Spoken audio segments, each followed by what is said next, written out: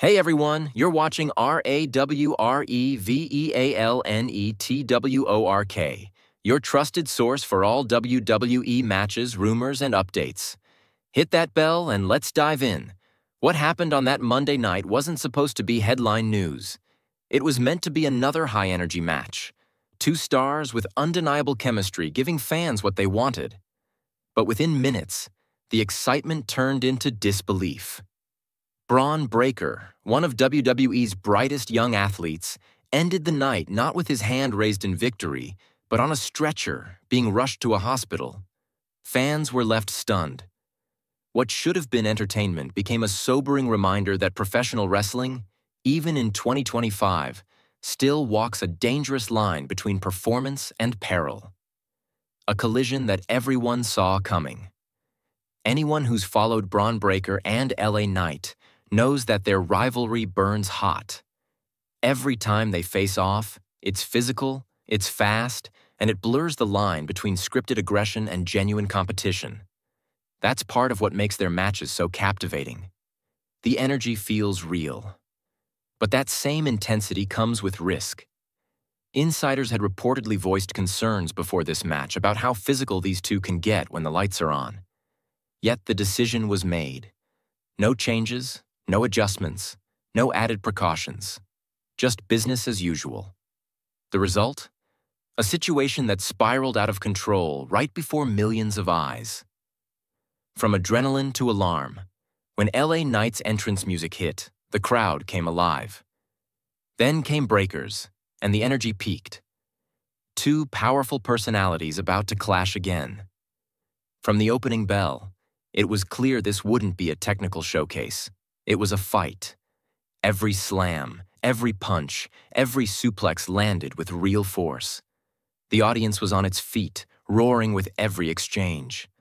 But underneath the cheers, something felt off. You could see it in the referee's cautious glances, in the announcer's nervous tones. What started as excitement began to teeter on the edge of concern. The moment, everything changed. The critical moment came suddenly. Breakker lifted LA Knight for a power move, one he's executed flawlessly countless times before. But this time, something went wrong. A mistimed angle, an awkward landing, a collision that made the crowd gasp and then go silent. Breakker hit the mat and didn't get up right away. His expression changed, his balance wavered. Anyone watching closely could tell he was hurt. Fans at home noticed it. Commentators noticed it. Even his opponent noticed it. And yet, the match continued. That's where the real question begins. Not about who made a mistake in the ring, but about why the system around them failed to step in when it clearly should have. The cost of the show must go on. Professional wrestling has a mantra. The show must go on. It's built into the culture. Performers are praised for pushing through pain, working hurt, and finishing matches no matter what. But that mindset, once seen as admirable, now feels archaic. When a performer shows visible signs of distress, the priority shouldn't be protecting a segment or storyline. It should be protecting a human being. On that night, that didn't happen soon enough. Medical staff eventually rushed to the ring, and the match was stopped, but only after the damage had been done. The silence that filled the arena spoke louder than any commentary ever could. A broken system, hidden behind the lights. What happened to Bron Breakker wasn't an isolated moment. It's part of a pattern that's becoming harder to ignore. Over the past year, multiple performers have sustained serious injuries under similarly intense conditions. Long schedules, minimal rest, and non-stop travel leave little time for recovery. The physical and mental strain accumulates until the body simply can't keep up. Behind the glitz and glamour, these athletes are pushed to perform week after week with barely enough time to heal. For fans, it's easy to forget that these superstars aren't machines. They're human beings with limits, families, and futures beyond the ring. A culture that needs to evolve. The heart of the issue isn't one match or one mistake. it's the culture surrounding it. In wrestling, toughness has long been glorified. Working through pain earns respect. Admitting injury risks losing your spot. That pressure creates an environment where silence becomes self-preservation. Performers fear being labeled as unreliable if they speak up, so they keep going even when their bodies are begging for rest. But true professionalism isn't about ignoring pain. It's about recognizing when safety has to come first, because no storyline is worth a career, or worse, a life. The price of content over caution. Modern wrestling runs on content. Weekly shows, live events, interviews, podcasts, social media clips. It never stops. For fans, that means constant excitement and fresh moments. But for the performers, it means little recovery time and endless pressure to deliver. Every bump, every risk, every match adds up. The demand for bigger moments pushes boundaries further each year. That relentless pace is taking its toll.